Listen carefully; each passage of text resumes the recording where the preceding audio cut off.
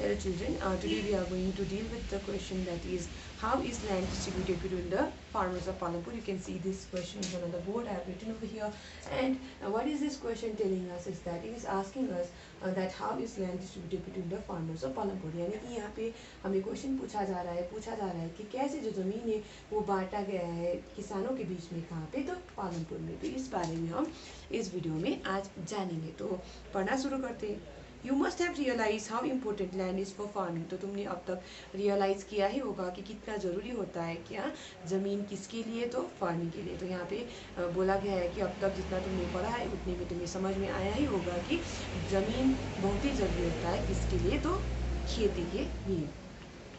Unfortunately, not all the people engaged in agriculture have sufficient land for cultivation. तो दुर्भाग्यवश जो लोग होते हैं यानी सभी लोग जो फार्मिंग में इन्वॉल्व होते हैं उन सब के पास क्या नहीं होता, पर्याप्त जमीन नहीं होता है किसके लिए, खेती के लिए। तो यहाँ पे तुम्हें याद रखना है किसी के पास जमीन ही नहीं होता, किसी के पास छोटे छोटे जमीन होते हैं, किसी के पास बड़ा जमीन होता है। तो ये सब चीज़ें तुम्हें याद रखना है। इसी वजह से यहाँ पे बोला गया अनफॉर्चुनेटली यानी दुर्भाग्यवश not all the people engage in agriculture have sufficient land for cultivation. यानी कि जो सभी लोग जो खेती करते उन सब के पास पर्याप्त जमीन होगा ये जरूरी नहीं है। आगे बताया गया है in Palampur about 1/3 of the 450 families are landless, that is 150 families, most of the Dalits have no land for cultivation. तो यहाँ पे हमने पहले से पढ़ रखा है कि यहाँ पे यानी कि पालमपुर में लगभग कितने परिवार रहते हैं, तो 450 परिवार रहते हैं। तो यही वाला डाटा यहाँ पे फिर से लिख देते हैं। तो टोटल फैमिलीज जो 450 फैमिलीज है करके हमने पढ़ा है। तो बताया गया है कि ये जो 450 फैमिलीज जो पालमपुर में रहते हैं इसका 1/3 हिस्सा, 1/3 ऑफ 450 कितना होता है, तो तुम इसको ऐसे काट लो। तो यहाँ पे निकलेगा तुम्हारा 150। तो 1/3 ऑफ 450 इज 150 फैमिलीज। तो यहाँ पे बोला गया है कि 150 जो फैमिलीज है कहाँ के, तो पालमपुर की मैं यहाँ पे बात करें तो ये जो 150 फैमिलीज है दे हैव नो लैंड, तो हैव नो लैंड यानी कि दे आर लैंडलेस। यहाँ पे तुम्हें याद रखना है क्या बोल रहा है बुक बता रहा है तुमको कि जो 450 परिवार है उनमें से जो 1/3 परिवार है यानी कि जो 150 फैमिलीज है उनके पास जमीन नहीं है यानी कि दे आर लैंडलेस। और यहाँ पे बताया गया है कि उनमें से ज़्यादातर कौन है, उनमें से ज़्यादातर दलित है यानी कि वो शेड्यूल कास्ट है और उनके पास क्या नहीं है, जमीन नहीं है। आगे बताया गया है of the remaining families who own land 240 families cultivate small plots of land less than 2 hectares in size. तो आगे हमें बताया जा रहा है कि 240 ऐसे परिवार है कहाँ पे, तो 240 ऐसे परिवार है पालमपुर में जिनके पास जमीन तो है लेकिन उनके पास कितना जमीन है, have less than 2 hectares land. तो यहाँ पे मैंने ऐसे शॉर्ट करके लिखा है, तुम्हें समझ में आ रहा होगा मैं क्या समझा रही हूँ। मैं फिर से बता देती हूँ। मैं तुम्हें बताने की कोशिश कर रही हूँ कि वहाँ पे यानी कि पालमपुर में टोटल जो फैमिलीज है वो 450 परिवार है और ये जो 450 परिवार है उनमें से 1/3 परिवार के पास जमीन बिल्कुल ही नहीं है। यानी कि जो 1/3 हुआ 450 का वो है 150। तो 150 ऐसे फैमिलीज है जिनके पास जमीन बिल्कुल भी नहीं है यानी कि दे आर लैंडलेस फैमिलीज। और आगे हमने पढ़ा कि 240 ऐसे फैमिलीज तुम्हें देखने को मिलेगा पालमपुर में जिनके पास जमीन तो है लेकिन उनके पास जमीन 2 हेक्टेयर से भी कम जमीन उनके पास है। तो ये बुक तुम्हें समझा रहा है। आगे बताया गया cultivation of such plots doesn't bring adequate income to the farmers family. तो जब लोग ऐसे प्लॉट्स में यानी कि ऐसे ज़मीन पे जहाँ पे जो ज़मीन 2 हेक्टेयर से भी कम होता है यानी कि 2 हेक्टेयर से भी छोटे जो ज़मीन होते हैं ऐसे ज़मीन में जब वो खेती करते हैं तो उससे उनको पर्याप्त इनकम नहीं मिल पाता। तो ये चीज़ बुक तुम्हें समझा रहा है। In 1960, Govind was a farmer with 2.25 hectares of largely unirrigated land। तो यहाँ पे बताया गया है कि 1960 में गोविंद एक फार्मर था जिनके पास कितना ज़मीन था, तो 2.25 हेक्टेयर ज़मीन था।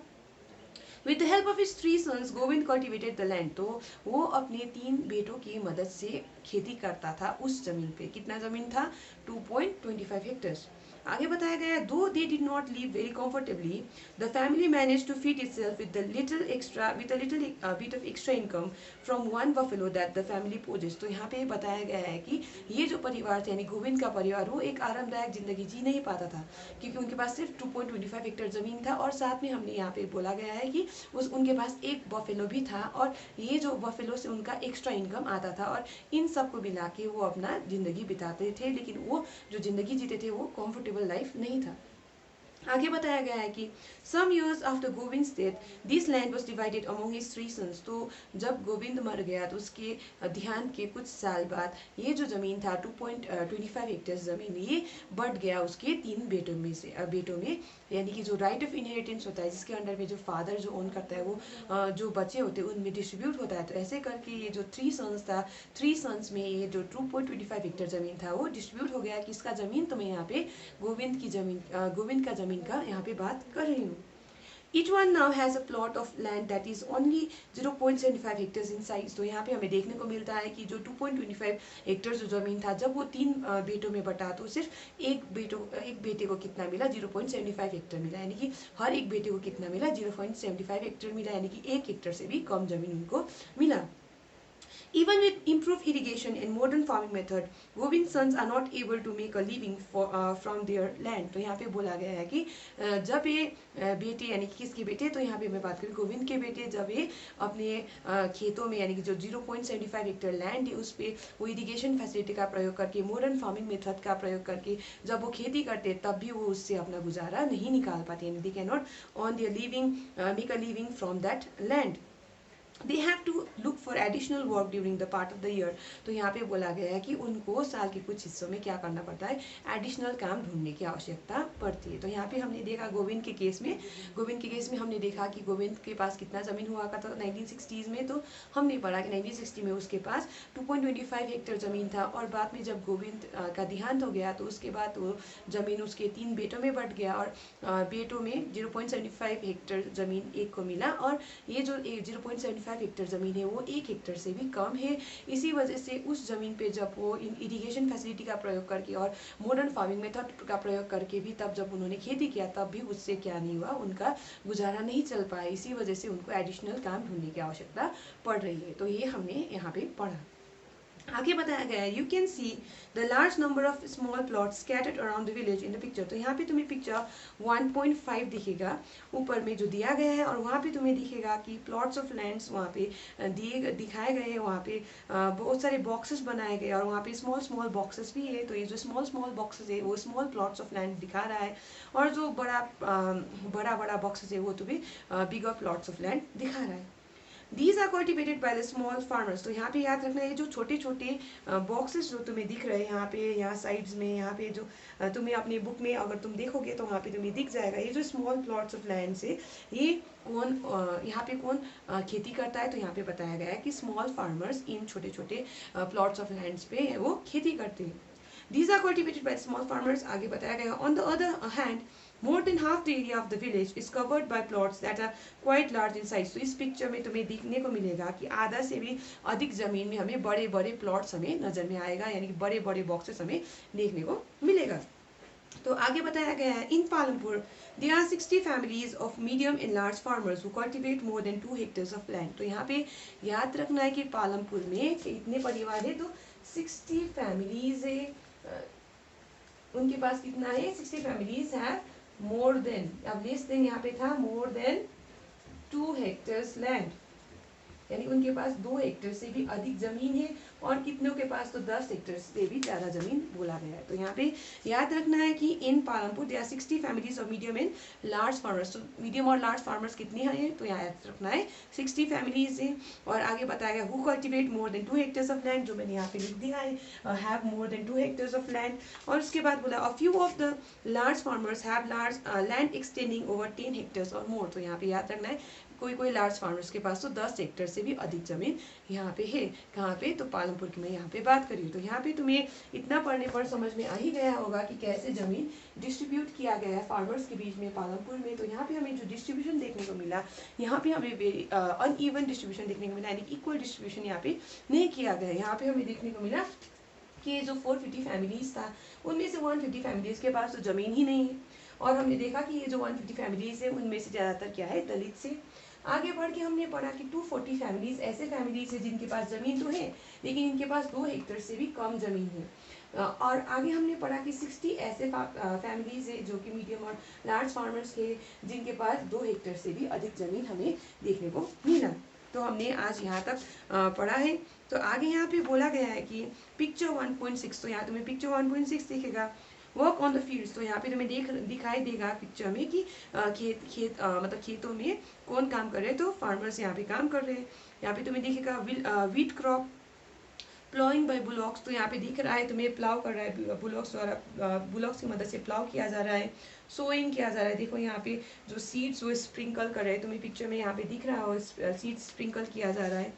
ऐसे करके यहाँ पे बोला स्प्रेइंग ऑफ इंसेक्टिसाइड, तो ये वाला पिक्चर में तुम्हें दिखेगा कि स्प्रे किया जा रहा है इंसेक्टिसाइड्स। ऐसे करके बोला गया cultivation by traditional method, cultivation by traditional method में ये वाला ले लेते हैं या फिर ये वाला भी ले सकते हैं टू सम एक्सटेंट, तो ये यहाँ पे कल्टीवेशन बाय ट्रेडिशनल मेथड। आगे बोला गया है कल्टीवेशन बाय मॉडर्न मेथड, तो यहाँ पे मॉडर्न मेथड की मदद से कल्टीवेशन किया जा रहा है, यहाँ पे मशीन का प्रयोग किया जा रहा है जहाँ पे तुम्हें दिख रहा है। और आगे यहाँ पे बोला गया है कि एंड कटिंग ऑफ क्रॉप्स, तो यहाँ पे तुम्हें सबसे पहले पिक्चर में कटिंग ऑफ क्रॉप्स तुम्हें दिख रहा है। तो यहाँ पे लेट्स डिस्कस सेक्शन है, इसको हम डिस्कस कर लेते हैं। इन द पिक्चर 1.5, यानी कि ये वाला पिक्चर जो हमने पहले देखा है जहाँ पे मैंने बॉक्सेस की जिक्र किया था, यानी बॉक्सेस के बारे में बोला था, तो यहाँ पे बोला गया in the picture 1.5 can you set the land cultivated by the small farmers, तो क्या तुम उस हिस्से को सेट कर सकते हो जो कि स्मॉल फार्मर्स द्वारा कल्टिवेट किया गया है। तो ये बहुत ही आसानी, यहाँ पे जो स्मॉल स्मॉल बॉक्सेस है इसको तुम्हें शेड करना है पेंसिल की मदद से, तो तुम शेड कर सकते हो इसको आसानी से। आगे नंबर सेकेंड जो क्वेश्चन है यहाँ पे बोला गया है why do so many families of farmers cultivate such small plots of land, तो बोला गया है कि क्यों इतना ज़्यादा नंबर में जो फार्मर्स है वो, यानी कि जो 240 फैमिलीज हमने जो पढ़ा था, इतना ज़्यादा जो फैमिलीज है ऑफ फार्मर्स वो छोटे छोटे प्लॉट्स ऑफ लैंड में वो कल्टिवेट करते। तो यहाँ पे याद रखना है जो मैंने तुम्हें पहले पढ़ाया है कि लैंड क्या है, एक फिक्स्ड एसेट है, यानी कि वो जो एक नेचुरल एसेट है वो फिक्स्ड है, उसका जो मात्रा है वो सीमित होता है। और हमने देख रखा है कि 75% का जो पॉपुलेशन है यानी कि जो पालमपुर का वो डिपेंडेंट है फार्मिंग पे अपने जीविका के लिए, यानी कि अपने लाइवलीहुड के लिए। तो इसी वजह से यहाँ पे ऐसा हो रहा है, यानी कि जो ज़मीन है वो सीमित है और ज़्यादा मात्रा में लोग वहाँ पे निर्भर है। इसी वजह से हमें देखने को मिल रहा है पालमपुर में कि जो इतने ज़्यादा फैमिलीज ऑफ फार्मर्स कल्टिवेट करते such small plots of land. आगे यहाँ पे बोला गया है the distribution of farmers in India and the amount of land they cultivate is given in the graph in the following graph 1.1, तो यहाँ पे तुम्हें दिखने को मिलेगा ग्राफ 1.1 में distribution of cultivated area and farmers. तो यहाँ पे आगे वाले में कल्टिवेटेड एरिया देखने को मिलेगा और सेकेंड वाले में नंबर ऑफ फार्मर्स तुम्हें देखने को मिलेगा। तो हम ये वाला सेक्शन अभी डील नहीं करेंगे, इसको हम स्किप कर देते हैं। आगे हम लेट्स डिस्कस करेंगे Would you agree that the distribution of cultivated land is unequal in Palampur, तो यहाँ पे बोला गया है क्या तुम अग्री करते हो कि ये जो डिस्ट्रीब्यूशन है कल्टिवेटेड लैंड का वो अनइक्वल है कहाँ पे, पालमपुर में। तो यहाँ पे ये जो क्वेश्चन है इसका आंसर तुम्हें अब तक समझ में आया ही होगा कि बहुत ही आसान है, और आंसर ये है कि वो जो वहाँ पे जो लैंड का जो डिस्ट्रीब्यूशन है वो बहुत ही अनइक्वल है, क्योंकि हमने देख रखा है कि 150 ऐसे फैमिलीज है जिनके पास तो जमीन ही बिल्कुल भी नहीं, और ऐसे करके 240 ऐसे परिवार है जिनके पास जमीन तो है लेकिन उनके पास सिर्फ 2 हेक्टेयर से भी कम जमीन है। और आगे हमने पढ़ा 60 फैमिलीज ऐसे फैमिलीज है जिनके पास जमीन 2 हेक्टेयर से भी अधिक है, और इनमें से कोई कोई फैमिलीज के पास तो 10 हेक्टेयर से भी ज़्यादा जमीन है। तो ऑटोमेटिकली इतना पढ़ने के बाद तो तुम्हें इतना आंसर आना चाहिए कि यहाँ पे जो लैंड का जो डिस्ट्रीब्यूशन है पालमपुर में वो बहुत ही अनइक्वल है। आगे यहाँ पे बोला गया है do you find a similar situation for India explain, तो क्वेश्चन पूछ रहा है कि क्या तुम्हें सिमिलर सिचुएशन देखने को मिलेगा इंडिया के, जब हम इंडिया के बारे में बात करेंगे तो क्या तुम्हें ऐसा सिमिलर सिचुएशन देखने को मिलेगा, एक्सप्लेन किया गया है। तो हाँ हाँ, अगर इसका आंसर क्या होगा, हाँ हमें ऐसा ही सिचुएशन देखने को मिलता है जब हम इंडिया की बात करते थे, क्योंकि इंडिया में भी ज़्यादातर लोग जो ज़मीन है वो तो फिक्स्ड ही, और ज़्यादातर जो लोग हैं वो किस पे डिपेंडेंट है, फार्मिंग के पे डिपेंडेंट है, जो कि प्राइमरी एक्टिविटी अपनी लाइवलीहुड को कमाने के लिए, यानी कि अपनी जीविका को कमाने के लिए वो ज़्यादातर लोग जो हमारे देश में वो किस पे डिपेंडेंट है, तो फार्मिंग पे डिपेंडेंट है। So we are going to stop here children for today. I hope you have understood this section जहाँ पे हमने देखा कि कैसे लैंड को डिस्ट्रीब्यूट किया गया है फार्मर्स के बीच में पालमपुर में, और हमने देखा कि ये जो डिस्ट्रीब्यूशन है वो बहुत ही अनइक्वल डिस्ट्रीब्यूशन है। So we are going to stop here children. We are going to discuss this section who will provide the labor in the next video. Thank you.